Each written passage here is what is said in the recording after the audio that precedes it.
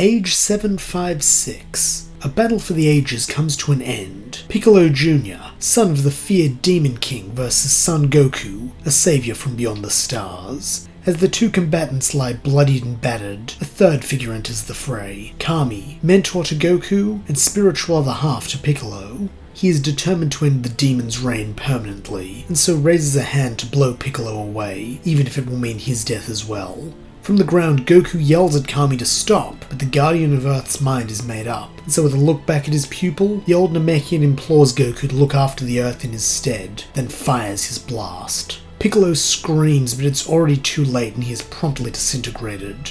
Above him, Kami feels himself fading away as well, and so with the last of his strength, he lays a hand on Goku's head, formally transferring the guardianship of Earth before dying in peace, his worst mistake now righted at last. As Kami's cane clatters to the ground, Goku and his friends look on in shock, barely able to believe what had happened. Yajirobe is the first to speak, giving Goku a senzu bean and asking what he plans to do now. Goku sighs that he doesn't have much of a choice. Though he didn't want to become Earth's guardian, he will honor Kami's last wish and take up the position. He then calls down Nimbus, preparing to head back up to the lookout, but is stopped by the feeling of two soft hands in his. It is Chi-Chi looking up at him with pleading eyes. She asks what's to become of their plans for marriage, and Goku shrugs that he doesn't know, but nonetheless, he offers for her to come with him while they figure it out. And so the Saiyan and his fiancée bid goodbye to their friends, setting off for Kami's lookout, or they suppose now, Goku's lookout. When they arrive, Mr. Popo is saddened to hear of Kami's death, but not entirely surprised considering the former Guardian's feelings towards his evil half. Goku is happy to learn that there is no rule prohibiting Guardians from marrying, and so he and Chi-Chi are wed the next day high atop the world. From there they settle into their new life, with Goku undergoing much study and training for his new position as Guardian. The Lookout's library has proven valuable for this, and so Goku comes to know about the secrets of the Earth, as well as the higher realms of the gods. He also learns of his new abilities granted by a modicum of godly ki that all Guardians possess, including the ability to create objects out of thin air, and the ability to travel back and forth between otherworld. Here he meets his direct superiors, King Kai and King Yema, both of whom greatly excite the hero, as he can sense their strength. However, he is unable to train with them while work on Earth requires his attention. Meanwhile, Chi-Chi settles into a similar role to what she does in canon, though with Mr. Popo to assist her, which frees up enough time that she can continue her martial arts training with her husband and the genie, though she is much less judicious about this than Goku is. Gohan is born around the same time as canon, though due to his father being Guardian, he is born with some innate traces of God Ki and a somewhat higher power level. Another key difference is that Chi-Chi allows Goku and Mr. Popo to occasionally give Gohan's lesson in martial arts, her reasoning being that since Kami and Goku are both martial artists, it may be a prerequisite for guardianship. And make no mistake, it is Chi-Chi's fondest wish that Gohan one day become Guardian, not out of any particular reverence for the position, but rather for the sake of ambition. After all, a son who is a scholar is impressive, but it is nothing compared to a son who is literally God, or at least the god of Earth. Nonetheless, most of Gohan's time is still spent studying, with Chi-Chi capitalizing on the Lookout's library and the secrets it holds which no other human would ever know. So, while the boy is more powerful than in canon, he is nowhere near his father or Mr. Popo as of yet. The first major challenge to Goku's reign as Guardian comes roughly 5 years into his tenure, when a pod comes crashing to Earth.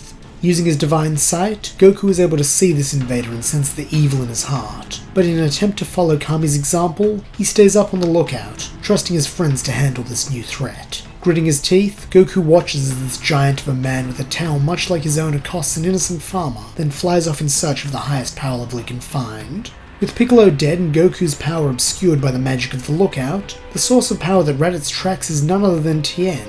Knowing that Tien is no match for him, Raditz grills the Triclops over the location of his brother Kakarot, but Tien protests that he doesn't know anyone by that name. Raditz snarls that's a shame, since that information was the only thing keeping the human alive, before firing a small key bolt which blows a hole in Tien's side. Tien drops to the ground, and Raditz sneers that he's not even worth finishing off when he can just allow nature to take its course. He then taps his scouter once more, and after confirming that no one stronger or even on par with Tien is in range, Raditz concludes that Kakarot must have died a long time ago. He then declares that he guesses it falls to him to finish his brother's job and clear away the human scum so that Lord Frieza can sell this world, before flying off in search of a population center to destroy. This proves too much to Goku. With the Dragon Balls gone, he cannot afford to allow this monster to go on a rampage, and so even if it's not what Kami would have done, he knows he has to intervene. Silently apologizing to the spirit of the former Guardian, Goku leaps off the lookout, stopping first at Korin's tower, where the cat is happy to provide his new boss with a crop of sensu beans before flying at top speed to Tien's side. Even at his best, Goku is almost too late to save Tien, and as he kneels down to give the fallen warrior a bean, he urges him to gather the others, since if his read on this guy is right, he is stronger than any foe they've ever faced before. Goku doesn't even wait for a reply, flying in pursuit of Raditz, and thankfully catching up to him before he can harm anyone else. The invading Saiyan is struck dumb by this appearance, not sure how his brother could have blindsided him like this. Nonetheless, he hails Goku, calling him Kakarot, but is greeted by hostility as Goku orders him to leave now or face the consequences. Raditz jeers that this is a pathetic bluff, since when they last met his power level was a measly 2, and on a weak backwater world like this, he wouldn't have been able to gain any significant gains. But that doesn't matter, since he promises that once they exterminate this world and meet up with the other Saiyans, he will come to learn the true meaning of power. Or rather, he attempts to promise this, right up until an elbow slams him in the face. Recoiling and clutching his broken nose with one hand, Raditz screams that this was just a lucky hit, and that Kakarot won't get another. Raditz is immediately proved wrong when Goku sheds his training weights, and is able to move so fast that the long-haired Saiyan cannot even track him as he drives a knee into Raditz's stomach. Hunched over in pain now, Raditz begins to accept the truth, and so taps his scouter. At once the display comes up 3,322. Now, before we continue the brutal beating of Raditz, I feel it's important to explain this figure. Since Goku's power difference between the end of the King Piccolo saga and the Piccolo Jr. saga is never stated, I use the difference in the humans' power levels before and after training with Kami for a year. I then averaged this out and multiplied Goku's power level in the Piccolo Jr. saga by that number. I know an argument could be made that Goku should have a higher power level since he trained for 5 times as long and has greater potential, but considering unlike the humans, Goku wasn't training full-time due to his guardian responsibilities, his training was at a more leisurely pace considering there was no threat, and also the fact that he only had Mr. Popo, Chi-Chi and Toddler Gohan as sparring partners, which would yield diminishing results after a while, I think that number is a fair estimate of his growth. Nonetheless, this is more than twice Raditz's power, so the Saiyan warrior has no chance against the pure-hearted Guardian. Before long, Raditz is on his knees, bloodied and beaten, his scouter and armor in pieces, while Goku readies himself to deliver the killing blow, having internalized Kami's final lesson that some threats to Earth simply cannot be allowed to live.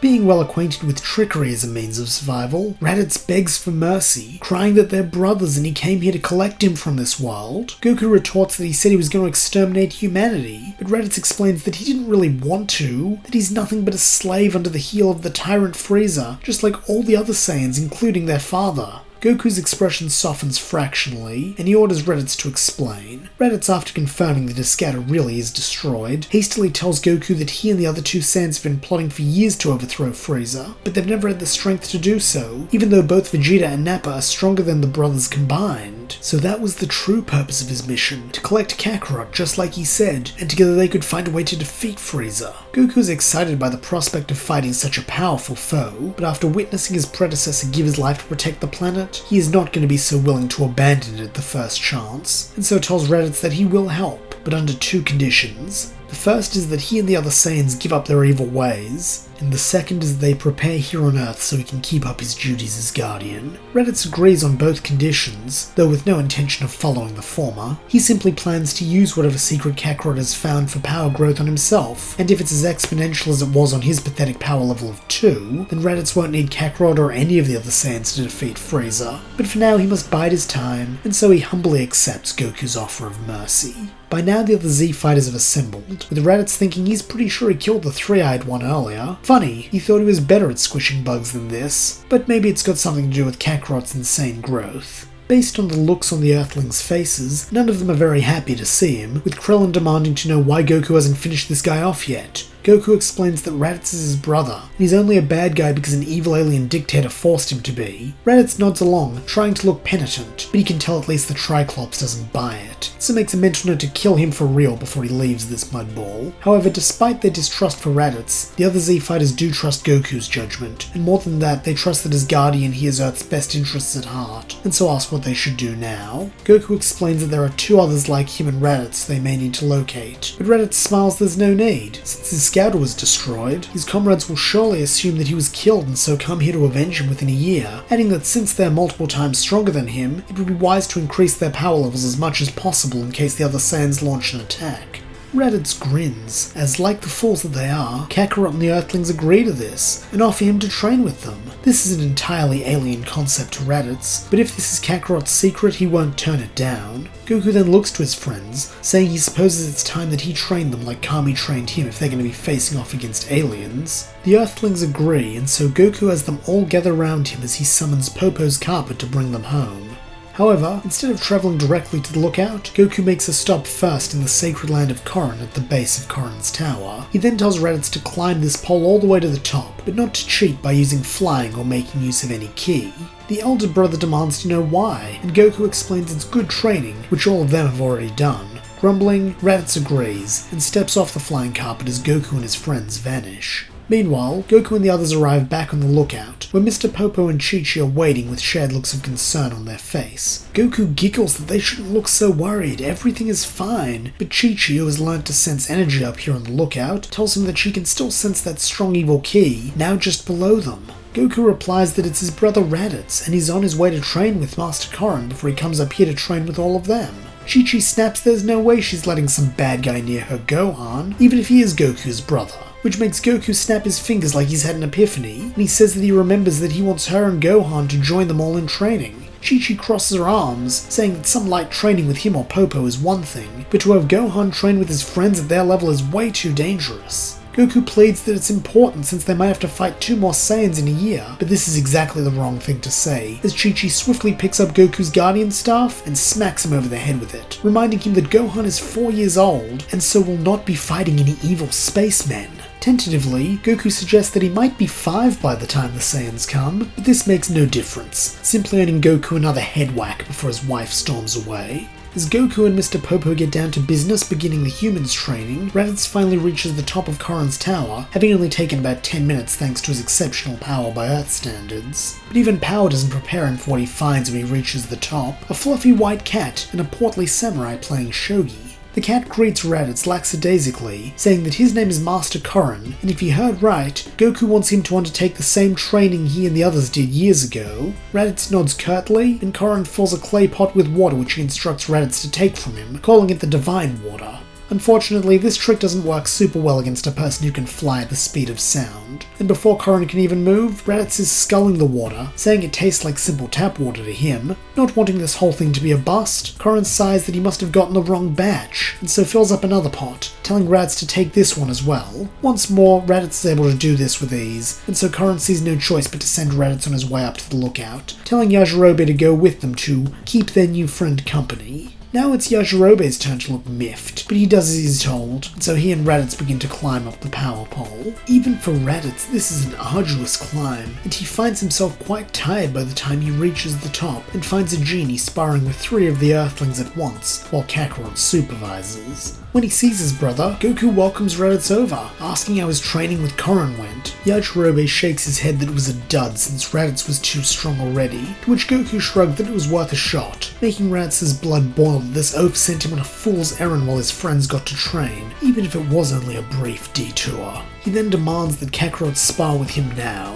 which Goku agrees to, creating more weighted clothing to replace his lost set and taking his fighting stance. Weighed down, Goku's power is comparable to Raditz, which causes the elder Saiyan to say that he doesn't understand why the other would willingly weaken himself. Goku explains the concept of training weights, and Raditz surmises it must be to counter the weak gravity on this world, explaining how planet Vegeta and many other worlds have much higher gravity, approximately 10 times the gravity on Earth. This fascinates Goku, who asks Popo if there's anything they can do to simulate this, and the genie replies that the chamber meets those conditions, all the while never dropping his guard against the humans' attacks. The Guardian seems less than pleased by this response, almost pensive, and when Raditz asks what he means, Goku says it's something that won't help them now, and they should stick to training with weights. Raditz tries to press the issue, but is stopped by his brother swinging the first punch. Saiyan blood pumping, Raditz pushes the question out of his mind, his thoughts now on this fight, as he throws himself at Kakarot. Later that evening, when all the training is done, Goku and his family along with the humans all sit down for a feast. Raditz is also there, but he hangs back, skulking in the corner and gnawing his drumstick down to the bone.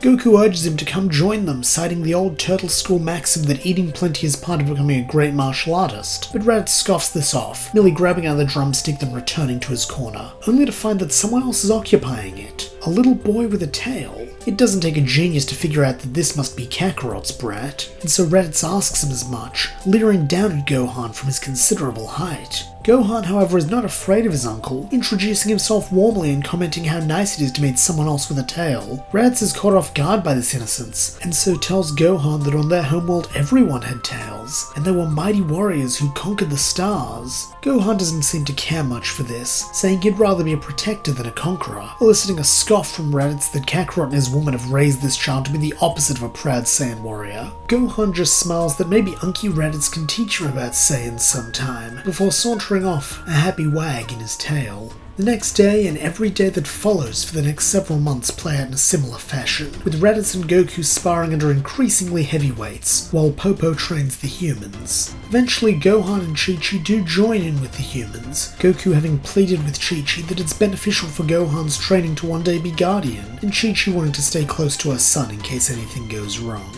Meanwhile, the nights are often spent relaxing together as a big happy family, that is on the nights where they aren't too exhausted from training to speak. At first, Raditz takes no part in these gatherings, choosing solitude like he did on the first night, but Gohan continues to pester him to tell him stories about the Saiyan race and his adventures in space. Raditz can't help but feel fondly towards the kid who for the first time treats him as neither an enemy nor a slave, and so starts opening up ever so slightly, even if he still thinks he's weird for lacking any semblance of Saiyan pride. By the end of the second month of training, he will occasionally join Gohan for meals, and by the end of the fourth, he doesn't even have to be invited. Around the 6-month mark, the humans and Gohan reach a point where their power can rival Mr. Popo, and so Goku deems them ready to begin training with himself and Raditz. The group then begins splitting into pairs for sparring, with Gohan often choosing Raditz as his preferred partner.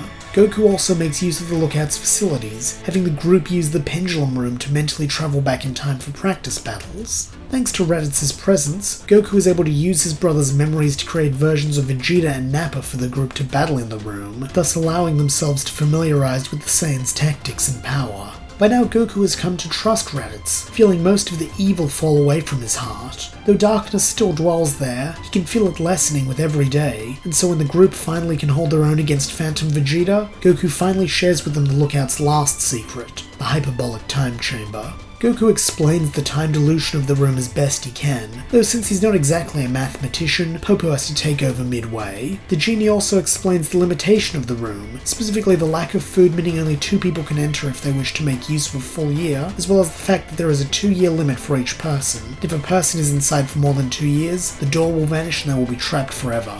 Goku asks if he can fix these issues, and Popo promises to try, though warns it will take time, probably more time than they have before the Saiyans arrive, so for now they'll have to manage their time in the chamber carefully. Everyone agrees and so begins dividing up in pairs. Chiaotzu decides not to enter, thinking the conditions will likely be too intense, and so decides to work on improving his telekinetic techniques instead. Yajirobe tries to skive off as well, but Chi-Chi stops him, saying that if he drops out too there will be an uneven number of training partners. Goku is pleased to see that his wife doesn't even consider pulling Gohan out to even the numbers, which in the past he's certain she would have done, since by now the boy has proven his resilience and deservedness to be a part of this group 100 times over. The final teams are as follows: Goku and Raditz, Tien and Yamcha, Krillin and Yajirobe, and finally Chi-Chi and Gohan. The 2 fully human teams go first, but neither can stand more than 3 months apiece in the endless crushing void. Chi-Chi at this point begins to reconsider her decision to go in with Gohan, but Goku comes up with an idea that he and Raditz join Gohan and Chi-Chi in the chamber with a goal of training for 6 months. That way their food should last, and he can be there to support his wife and son, a compromise which Chi-Chi accepts, even if she still is a bit leery about Raditz being near Gohan. Tien is then deputized as the interim guardian for a few hours, while the family enter the Room of Spirit and Time. The endless whiteness of the void beyond their living quarters is hard for the four of them to comprehend, while the gravity puts Chi-Chi and Gohan on their knees as soon as they step outside. Goku fares a little bit better, having been in here briefly and possessing greater power than back then, but even still it takes him a few hours to really get his bearing, while for Raditz this is normal. Here he is able to earn a few brownie points with Chi-Chi, giving Gohan some tips on how to adjust to the increased gravity, recounting how once Frieza sent him and the others to a world with 50 times Earth's natural gravity. Nonetheless, it takes the group about a day to all be up and moving around the time chamber, and another day or two before they can move unencumbered. From here, training resumes, often with Goku and Raditz acting in the place of Vegeta and Nappa to help Chi-Chi and Gohan for potential 2v2 combat. But power is not the only thing growing. At night, while Goku and Raditz train as the other two sleep, they begin to bond and share stories of their pasts, with Goku telling his brother about his adventures growing up, while Raditz tells the much sadder story of his life of servitude under Vegeta and Frieza.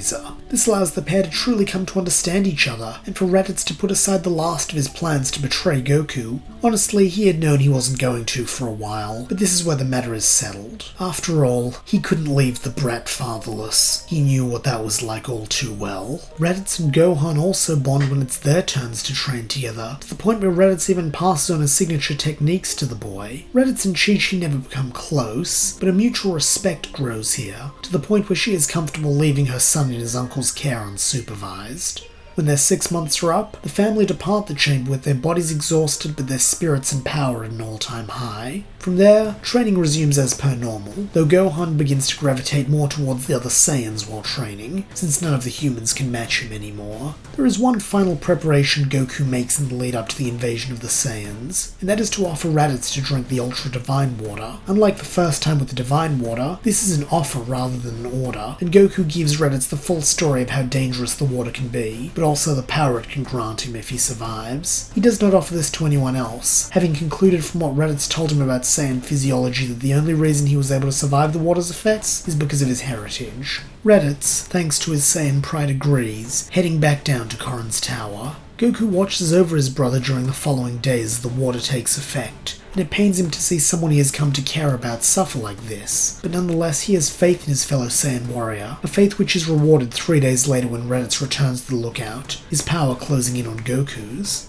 The day of the Saiyan invasion comes, and then passes, as does the next day, and the next, which becomes a week, and then a month. In this time, Raditz is forced to face a rather difficult truth, that Vegeta and Nappa aren't coming to avenge him, that they literally do not care if he lived or died here on Earth. It is a humbling thought, made more humbling by the realization that the people on the lookout who met him originally as an enemy have treated him better than his own kind ever did. That night, Raditz lays all this out to Goku, confessing his original plan to manipulate him and begging his forgiveness. Goku gives this freely, having seen how Raditz had changed over their 18 months together. However, he is not ready to give up on the idea of recruiting the other Saiyans and ridding the galaxy of Frieza, and so asks Raditz if he has any other way of contacting his allies. Raditz replies that though his scouter was destroyed in their initial battle, his pod still has a transmitter, so perhaps that could be used to contact Vegeta and Nappa's pods, if they are within the quadrant. Goku says it'll have to do, so the brothers depart from Raditz's landing site. By good fortune, the radio transmitter is still intact, and so Raditz sends out a call to Vegeta and Nappa. For a few hours they receive no response, but just as they were about to call it quits, the acerbic voice of Vegeta barks through the speaker, growling that he thought Raditz was dead, and demanding to know where the little rat has been hiding for the last year.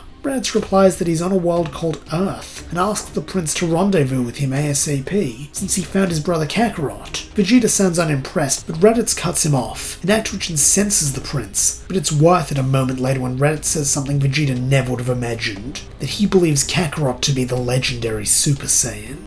Though Vegeta doesn't believe this for a second, he is wise enough to know that if Raditz is telling the truth, then this might be the weapon he needs to kill Frieza. Conferring briefly with Nappa, the Prince of All Saiyans tells Raditz to transmit the coordinates, and they should be there within a matter of weeks. Raditz does as he's told, and the two spacefaring Saiyans punch them into their pod's navigation systems, tearing off towards Earth. Little do they know that there are another set of eyes scanning these coordinates as a sinister smile crests a pair of cruel reptilian lips.